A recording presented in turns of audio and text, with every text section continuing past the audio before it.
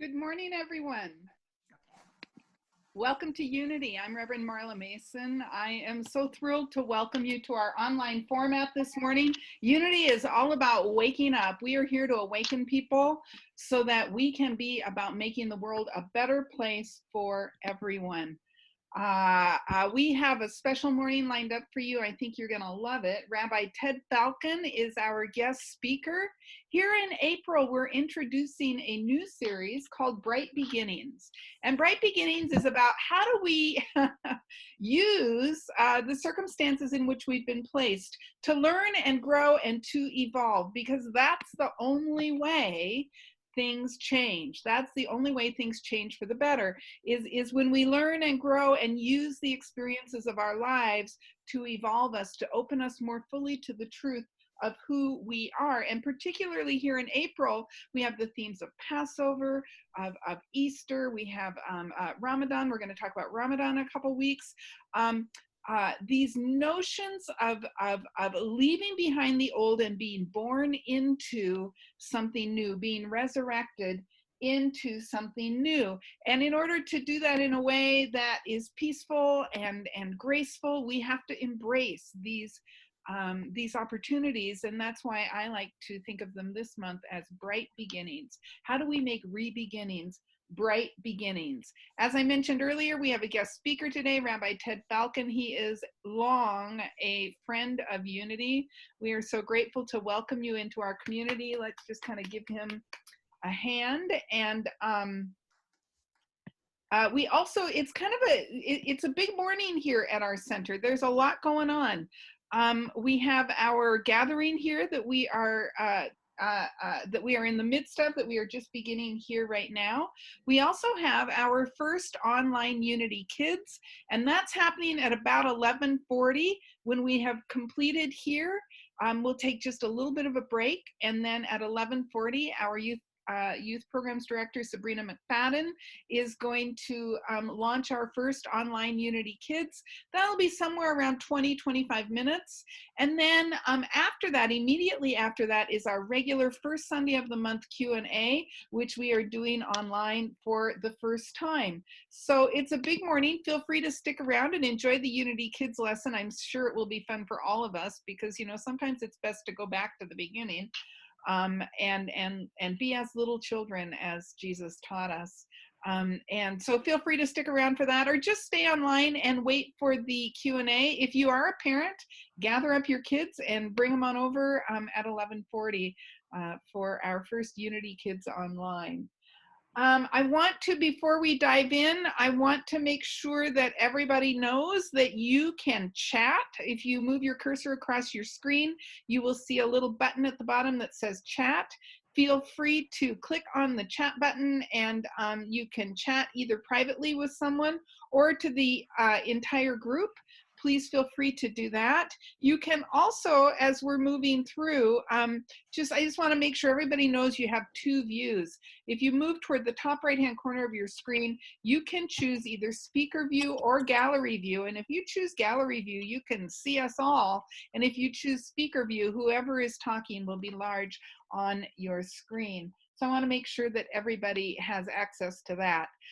Do know that if we hear little noises from out there, I will use my executive authority to mute you.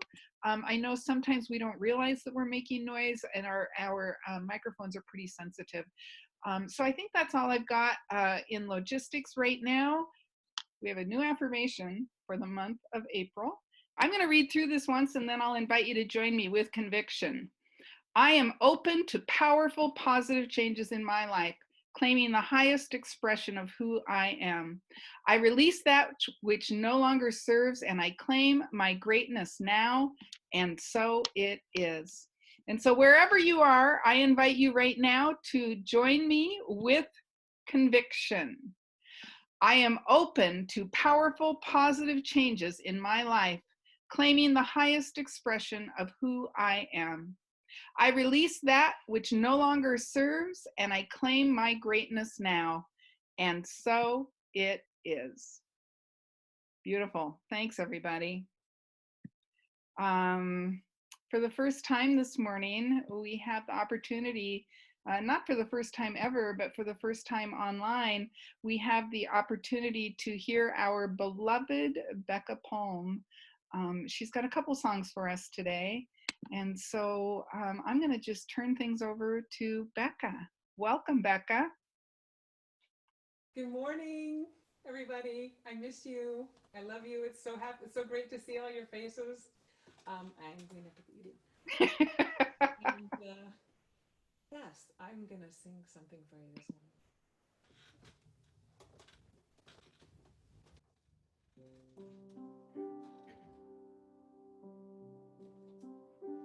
As I walk this great unknown, questions come and questions go. Is there a purpose for this pain? Do I cry these tears in vain? I don't want to live in fear. I want to trust that love is here. Know that grace can be seen in both triumph and tragedy. And I have this hope in the depths of my soul. In the flood of the fire, love's with me and it won't let go.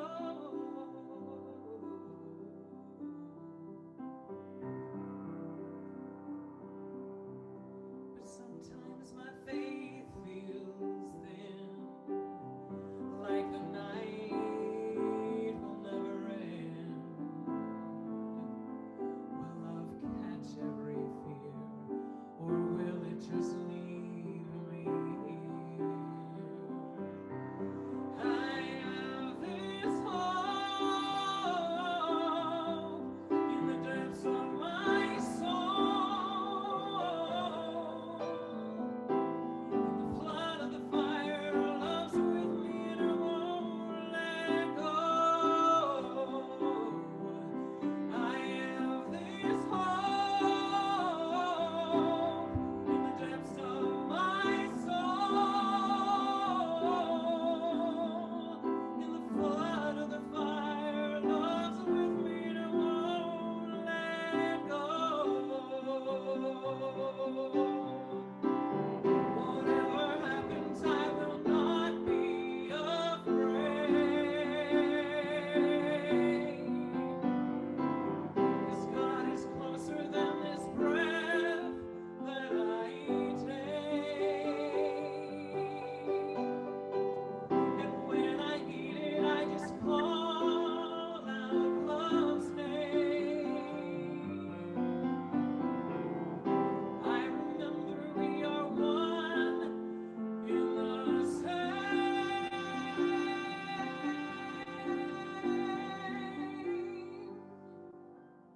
And I have this hope in the depths of my soul. In the flood of the fire, love's with me. I have this hope in the depths of my soul. In the flood of the fire, love's with me and it won't let go. In the flood of the fire, love's with me and it won't let go. In the flood of the fire, love's with me.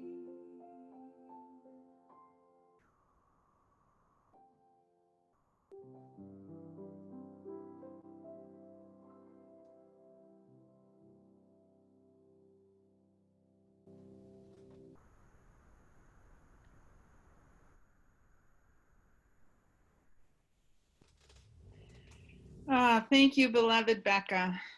I am so, so grateful for you and for all of you who are coming together in virtual spiritual community this morning.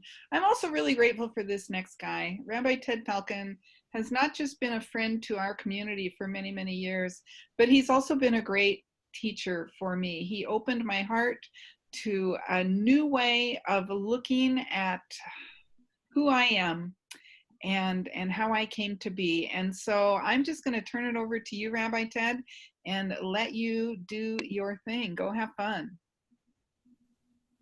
Thank you, Reverend Marla. It's delightful to be here. It's also very interesting to be talking to this little dot at the top of my computer screen. Over the years, I've learned to be in a group, and experiencing the wonderful energies of a community and speaking into those energies and being enlivened and often so inspired if it's playing by those energies, and see him just aware that what this time is demanding is a recognition that our connection really isn't dependent on physical closeness.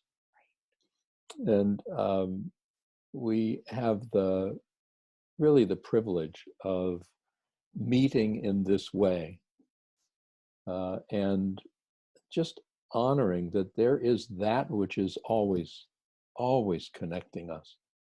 And it may well be even that there are times that the physical closeness blinds us to the deeper ways in which we are connected. So I do not wish for physical distancing to continue forever, but I also want to acknowledge that there are incredible teachings that arise always. And there are incredible teachings that arise from this time. A teaching that we're always connected, a teaching that we're actually not in control of everything, which is both a relief as well as kind of a source of anxiety. And also a teaching that each of us, we are more vulnerable than we often remember. And at the same time, we are more resilient than we often remember. So at this time of vulnerability and resilience, at this time of lack of total control and lack of what we imagine to be certainty, and at this time of lack of physical closeness, we're in this together. And we celebrate the togetherness that we experience, that we affirm, and that we honor in this moment. Not only are we meeting today, this morning, in the middle of a pandemic, but we're meeting before the week of Passover and a week from today, Easter. There are many who have said that traditional Passover Seders have been canceled this year because of a plague, which is quite accurate. Normally, Passover celebrates the plagues that were in the past rather than the plagues that are in the present. But there are so many ways in which there's a confluence between past and present. It's interesting too that we meet today on Palm Sunday. Many years ago, I was invited to speak at the last moment at Unity of Seattle because the clergy had a death in the family and had to immediately leave town. And in the discussion of what I was to talk about, they mentioned to me that it was Palm Sunday, and that's all they said. And I had no idea what that meant. And I remember at the moment looking at my hands and going, Palm Sunday, well, this is really nice. It's a day when we approach each other with open hands and we show that we don't carry weapons, that we are not out to do harm to each other. And it was a nice story. It absolutely had nothing to do with Palm Sunday, but it was a nice story. I learned that Palm Sunday was the day that Jesus is coming into Jerusalem in the fateful Passover and what was to be become Good Friday and Easter week, the advent of a Messiah. And Messiah is the one who brings resurrection. And one of the things that Judaism and Christianity share is a quest for resurrection. Resurrection of hope from despair, resurrection of love from fear, resurrection of health from illness, resurrection of life from death, resurrection of self from the illusion of the ego identity. And it's the Messiah who is to be bringing the promise of resurrection, the capacity for resurrection. And I want you to know the secret from the very beginning. I imagine that wiser speakers than I would save this for a dramatic moment at the end of a talk rather than spilling the beans at the very beginning. But the fact is that that which is in need of being resurrected, that which we seek to resurrect, the resurrection for which we yearn, is actually already present within each and every one of us. Oh, we've lost it, we've forgotten it, we've habituated ourselves away from it, we've been taught away from it, we've been scared away from it, we were embarrassed away from it by the demands of the body, by the demands of our personal situations and our personal dramas, by the lure of consumerism. We have lost our own being to the race for doing and for having. And we have wound up in great pain. We've wound up in great pain historically as well as throughout centuries. And we've wound up in great pain personally. And it's important to know that. It's important to acknowledge. Oh, there was an ancient pain of enslavement in Egypt. There was an ancient harshness of the occupation in Palestine at the time of Jesus. Dehumanization of enslavement, the powerlessness of occupation. It was a time of great suffering. It was a time of confusion, helplessness, and hopelessness.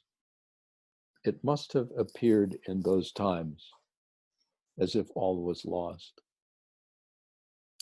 But there was also possibility, the Exodus and the birth of a people, you know, emerging from the incredible struggles of enslavement, the struggles of losing a sense of self, of collapsing into an identity that was enforced by an external authority, a forgetfulness of self, a forgetfulness of purpose, a forgetfulness of meaning, a forgetfulness of possibility beneath the weight of enslavement. And there was possibility that turned out to become Christianity, the possibility of a physical resurrection and the birth of a way. In the Exodus was a birth of a people. Jesus brought a birth of a way. But, you know, everything didn't go well right after that.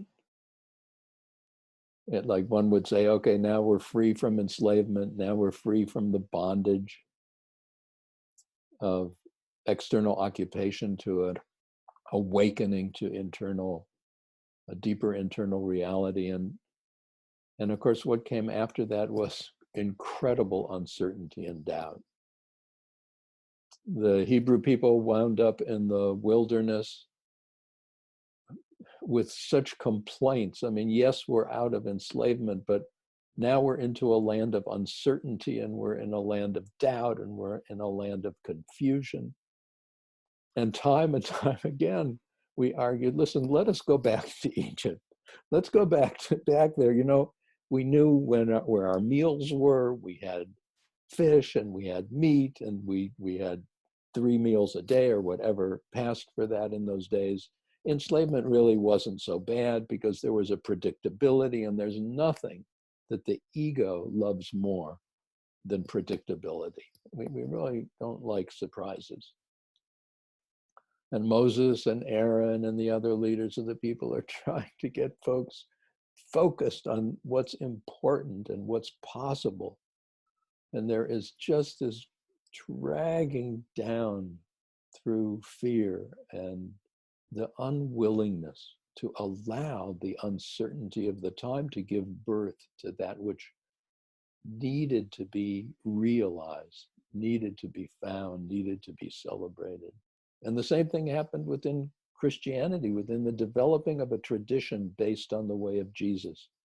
So there was a terrible confusion at first, because at first it was Jewish followers of Jesus. It was not a different religion. Jesus had no intention. He never heard the word Christ. He never heard the word Christian. I mean, those are not Hebrew or Aramaic words.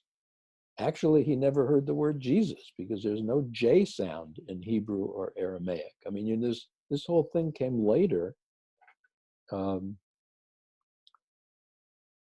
there was such confusion, and then there were the people who thought you had to be Jewish to follow Jesus, and then the people who thought Judaism had to be superseded by a new religion because it no longer had any meaning, and they fought each other, brutally fought each other.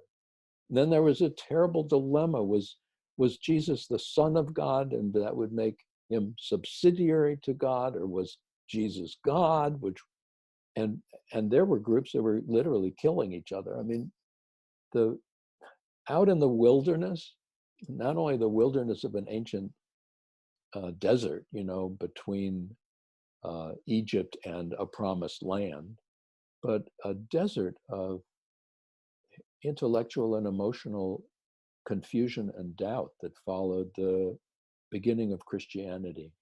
Centuries of struggle and pain. And the terrible thing for the Jewish people, this awful notion that the Jews killed Jesus to get the Romans off the hook, because Christianity ultimately took root in a Roman context. So it really didn't do so well to tell the Romans, by the way, you killed them. But Jesus and his followers were all Jewish. It was not within the capacity of an occupied people at that time to crucify people. That was never a Jewish way. So we enter into moments of possibility, and it descends into incredible anguish and confusion and pain. And this seems to be the way we do it. This seems to be the way. We awaken and then we forget. We awaken and then we forget. And here we are. Here we are now, once again, faced with incredible insecurity. The hope for somebody to come and tell us what's what and what's going to happen and how we're going to be just springs up. I don't know about you, but for the first weeks in which it was becoming seriously clear that we were in the midst of an unfolding drama of viral infection, a dangerous viral infection, I kept saying things like, I've never experienced anything like this before. I mean, I heard myself repeating this. I remember wishing, hey, wait a minute, where's the daddy? Who can I trust here? Who's going to take care of me? And then having this awful realization that, well, frankly, I'm the daddy, and I'm even the granddaddy, and I'm not sure how to respond to this. I don't have the answers. And so I kept wishing for somebody who could tell me what was what and what to do.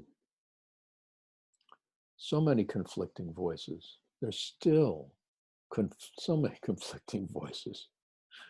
One person says this, one person says that, and it reminds us that if we keep looking for the answers on the outside, we've got to hold them very gently and very tentatively. This is actually the way of science. Science is not a way of answers. It's a way of hypotheses, trial and error, and always being open to the next unfolding, not clinging so tightly to whatever external physical truth we might experience in a moment and denying any possibility of anything else. And yet it's the way of human consciousness to do that, to cling to old ideas like the whole universe revolves around the earth, and just to dispute physically, brutally with anyone who would dare question the whole universe. The whole universe is anchored by our sun. Well, no, just our solar system. It's like there are discoveries and discoveries and discoveries, and there is a yearning for a kind of certainty that will frankly never exist in the outer world. Yet we seek it, we yearn for it, we go against everything we see to claim a particular belief. And we hold on to that belief no matter what happens. In fact, we tend on a physical level to perceive the world through the lens of our beliefs. It's well known that facts do not intrude upon beliefs. And those of us who witness the political situation, the polarization of our culture, the polarization of our world today, notice that we think, well, wait a minute, look at this fact, and it has no relevance. Now, of course, we have a tendency to see that in others, and it's much more difficult to see it in ourselves. I did become aware some years ago that although I speak of fundamentalists as being out there, I realize I'm a fundamentalist too, in the sense that I think that what I believe is a reflection of what's really out there. And I forget, as we all do, that what I see are a series of interpretations. Where I live is through my beliefs that I hope keep me and others as safe and as secure as is possible in a world, frankly, of a great deal of uncertainty. So I suppose in this crisis, I have hoped for a Messiah. Oh, I don't think a Messiah in the old-fashioned idea descending from heaven, and you know that Judaism and Christianity do agree on, we're both waiting for a Messiah. Jews tend to wait for the Messiah who has never come yet, and Christians for the second coming. Both of us are still traditionally anchored in this notion that there's somebody outside who's going to come and finally, after all this time, save us. And wouldn't it really be kind of generous if such a Messiah would come at a time of plague, at a time of a coronavirus, at the time of the fear, the insecurity, the anxiety, the fear that so many of us are living in at this time. I don't know how many of you remember a television show back when television was black and white, called To Tell the Truth. It was one of the shows that I remember watching with my family had a panel of 3 people and a moderator, and people would come on. 3 people would come on, and they would each say that they were, for example, a truck driver. And each one would say, I am so-and-so, and I'm a truck driver, I'm so-and-so, I'm a truck driver, I'm so-and-so, and I'm a truck driver. And the panel would ask each of them questions. And at the end, the panel would have to say who they believe to be the real truck driver. And then the final call done by the moderator would be, will the real truck driver please stand up? And finally, the truck driver, the authentic truck driver, would stand up, and the panel would get to see whether they were right or wrong. And that was the premise of the show. Entertainment used to require less drama than it does now. But that's how I think about Messiah. Because I think when Messiah comes and the call goes out, will the real Messiah please stand up? When all of us stand, we will know that Messiah has come.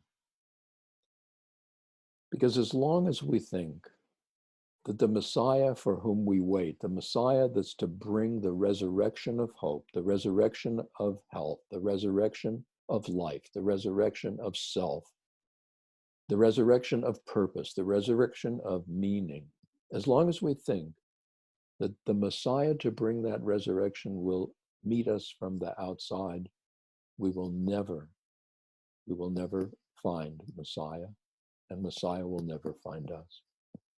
The best we can hope for is a messianic consciousness outside that meets us, and history has shown that we'll kill that person.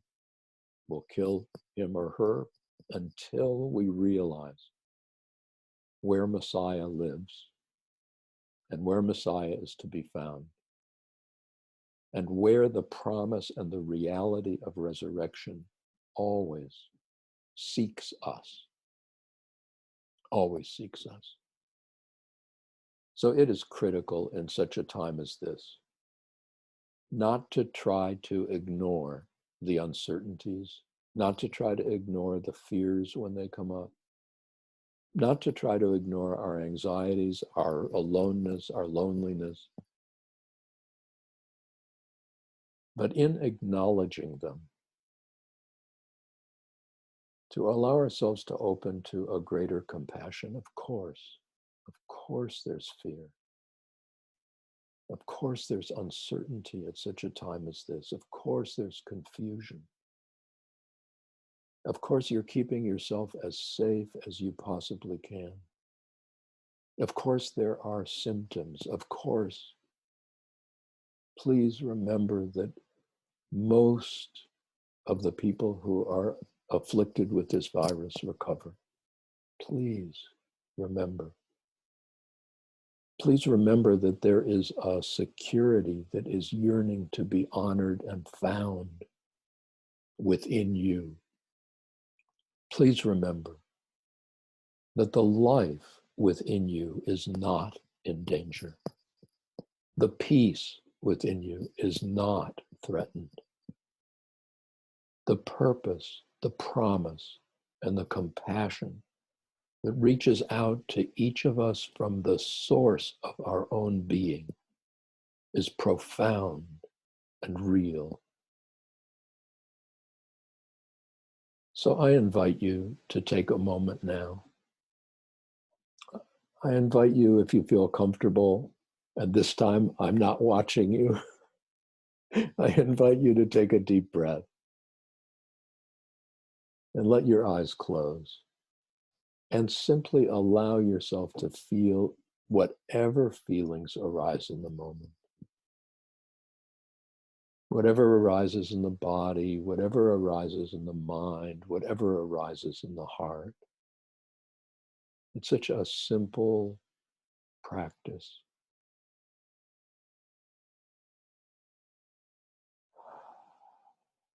I allow myself to close my eyes and I simply become aware the jumble of thoughts in my mind. Just notice any difficulties, any discomfort in my body, any calmness in my body.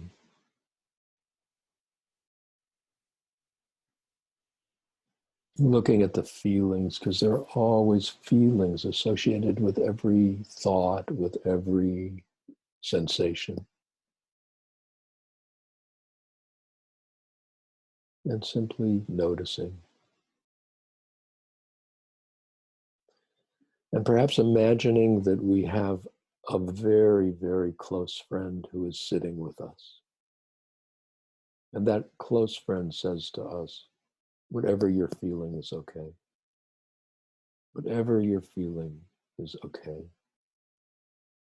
I love you no matter what you're feeling.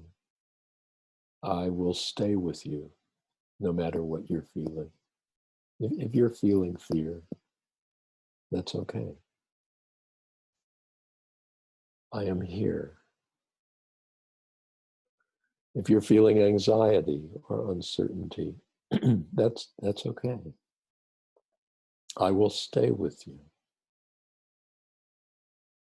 And you might allow yourself to appreciate that sweet, compassionate, dear friend is within you. It's the witness that hears your thoughts, that receives your feelings, that receives your sensations, and simply says yes to each and every one of them. Yes to your thoughts of calmness. Yes to your thoughts of possibility. Yes to your thoughts of fear. Yes to your thoughts of uncertainty. And that inner witness, compassionate voice speaks truth when it says, I am always here. I am here for you, no matter what you're feeling, no matter what you're sensing.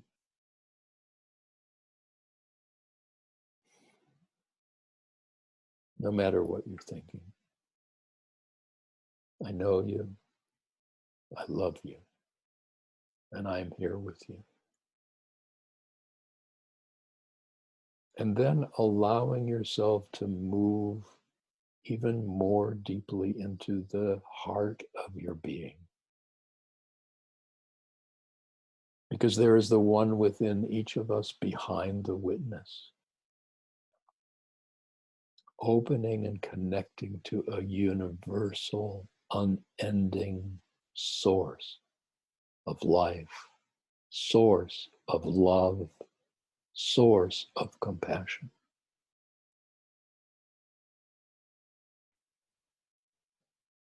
That source is who we are. That source is who we are. Behind the surface levels of thought and feeling, behind the surface levels of sensation, we are the voice of compassion within ourselves, and behind that, we are the one we always are. We are the shared presence of all being. We are safe. We are secure. We are interconnected. We are graced.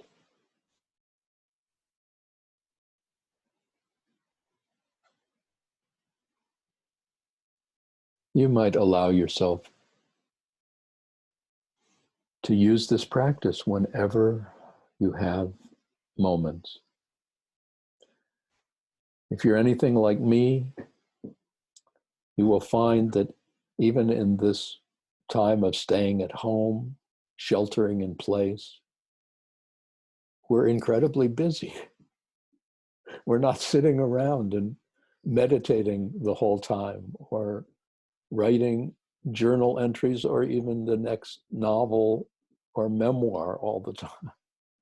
It is astonishing to me how much there is to do. But you might take time. And one final suggestion, the principle of tithing is not only incredibly important, but it's really true.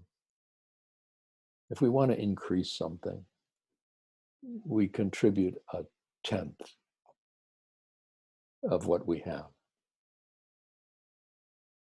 We make room for that which we seek to receive. Well, I believe in that principle, and I believe that principle pertains to more than finances. I believe that principle pertains to time. So particularly at moments of greater uncertainty, of greater insecurity, I recommend tithing time. So for 6 minutes every hour, or 12 minutes every 2 hours, or 24 minutes every 4 hours, as a minimum, to spend time in the consciousness of solution rather than the consciousness of problem. And to recognize that that solution is actually not so much an outer manifestation as an inner realization. Spend at least 1/10 of your time focusing consciousness on what is true, what is always true. Focusing consciousness on the one who holds us so safely and so securely in every moment, soothes us, and most of all, loves us exactly as we are in this moment.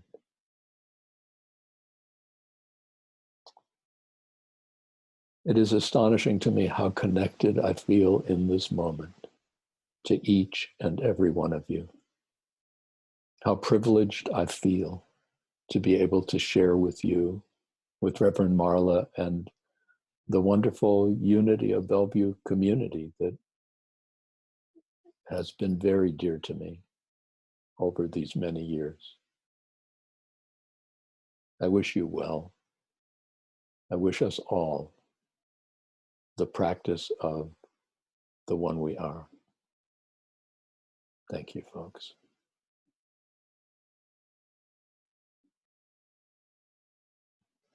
Thank you, Rabbi Ted. Thank you. You can see all the thumbs up going on all the faces. You're so loved. I wanted to give you guys a little different aesthetic here. For those that might be on speaker. I believe for every drop of rain that falls, a flower grows. I believe that somewhere in the darkest night, a candle glows.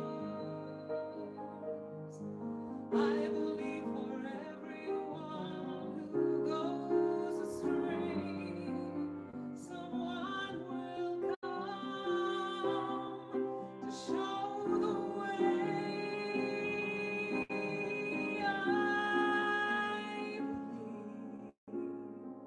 I believe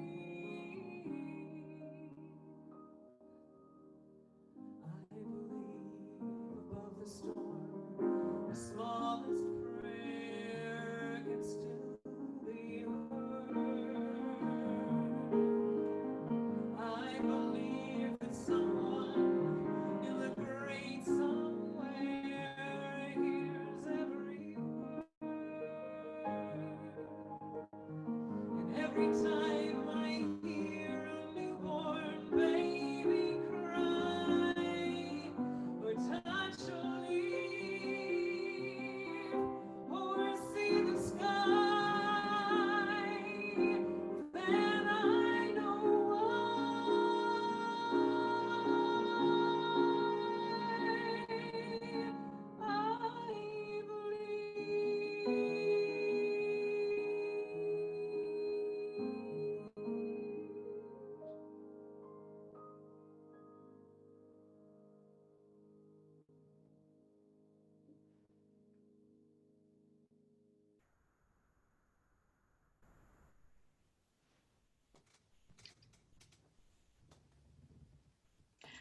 Good morning. I'm Susan Neidig, your board host for this morning. I want to invite you to join me in the support of Unity of Bellevue through our financial gifts. Our message this morning was quite moving, that the resurrection is always seeks us, that we awaken and then we forget. I think this is a time that maybe we forget and then we awaken again. In our online format, we don't have the convenience of passing our offering bags. So there's several ways to give. You can see the options on the screen. Donate at unityofbellevue.org/give. You can text, or you can mail a check to Unity of Bellevue. We engage in giving as a spiritual practice. We give as a declaration of our faith that we are abundantly supported by the universal presence we call God. We joyfully give to this center in particular because it is a source of spiritual inspiration to us, because we are waking up. We are the channels through which the good that God is flows. In this consciousness, please join me as we declare our offering affirmation together. Divine love through me blesses and multiplies all that I am, all that I have, all that I give, and all that I receive. And so it is. Thank you.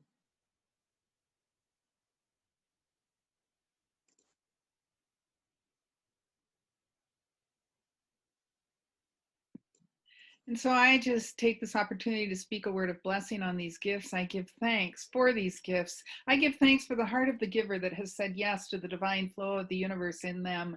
And I declare and I know and I consecrate these gifts to the good use of Unity of Bellevue, our programs, our services, everything we do. And I consecrate these gifts to making a difference in the world through the gift of our own tithe. I am so very grateful.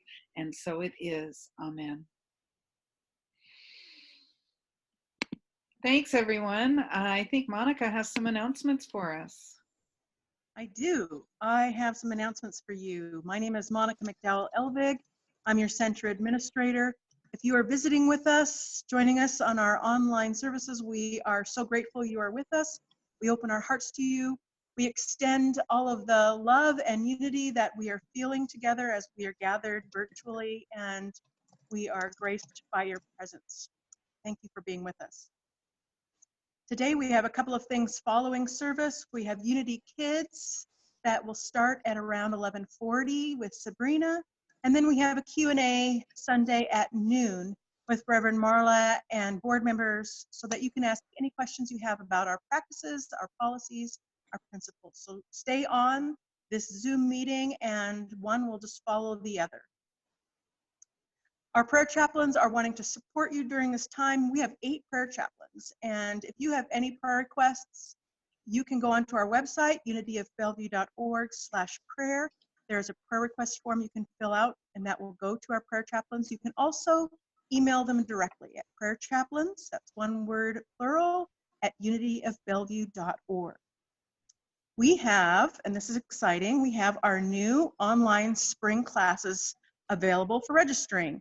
You go to our website, unityofbellevue.org/events, and click on classes and workshops on the drop-down menu. You'll see our offerings. We have 3. There's 2 workshops, Build Your Immunity with Unity and Moving from Fear to Faith, and also 1 class, Principles of Financial Freedom. I'm just going to highlight one of those now because it starts in 10 days. And so that is Building Your Immunity with Unity. I'm going to be teaching that at 6:30 on Wednesday, April 15th. I'm going to be teaching energy tips on how you can build and strengthen your immunity using energy medicine, which is relevant for this time. So if you go to our website, you can register, get the link for that. And if you'd prefer to register over the phone as if you were registering at the bookstore, you can call during office hours, and that's possible too. All of them are open for registration. They're all powerful, and we hope that you will join us online for our classes this spring. Our sacred service is we are collecting are used items for our youth and family ministries. We're just asking that you hold those items until our building is open again. But thank you for being mindful of that as you're spring cleaning, as we're all at home. Our Wednesday Community Connect is happening again this Wednesday. It's every Wednesday at 1 p.m. It's an informal check-in to see how we're doing and to help each other apply spiritual principles during this time of sheltering in grace. Easter is next Sunday. We hope that you will join us. We have a powerful program ready for you, and we will be online. So look for us next Sunday on Easter Sunday at 10 for our meditation and 10:30 for our celebration service. Sisters in Spirit meets tomorrow night at 6:30. The link is on our website. It's going to be a Zoom meeting, and you'll go to our launch page like you did for this if you were on Zoom, unityofbellevue.org/launch. I believe that is all of my announcements. If you want to stay current, our website is as up to date as we can keep it, unityofbellevue.org, and our weekly newsletter keeps you even more informed on all of our events. And that sign up is on the bottom of every page on our website. Thank you. Good to see you all. Blessings. Beautiful. As we prepare to close, everyone, I just want to remind you, stick around for a little bit. Sabrina is going to lead us in our first ever online Unity Kids. I invite you to participate in that.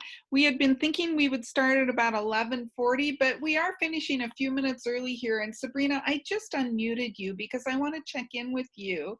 How do you feel about starting at like 11:35? Everybody can take a little bit of a break and then we'll start at 11:35. What do you think of that? Hi everyone, that sounds good. So I will start a countdown at 11:30 then. Oh my gosh, you guys see her? She is ready to go. Don't miss this, because maybe Unity Kids might be for Unity adults too. All right, so we will see you all at 11:35. Until then, let's close the main part of our gathering here with the prayer for protection. Please join me. The light of God surrounds us. The love of God enfolds us. The power of God protects us. The presence The of God presence of God watches over us. Wherever we are, God is, and all is well. Have a great week, everybody. And I will see you with Sabrina for Unity Kids in about 10 minutes. Bye.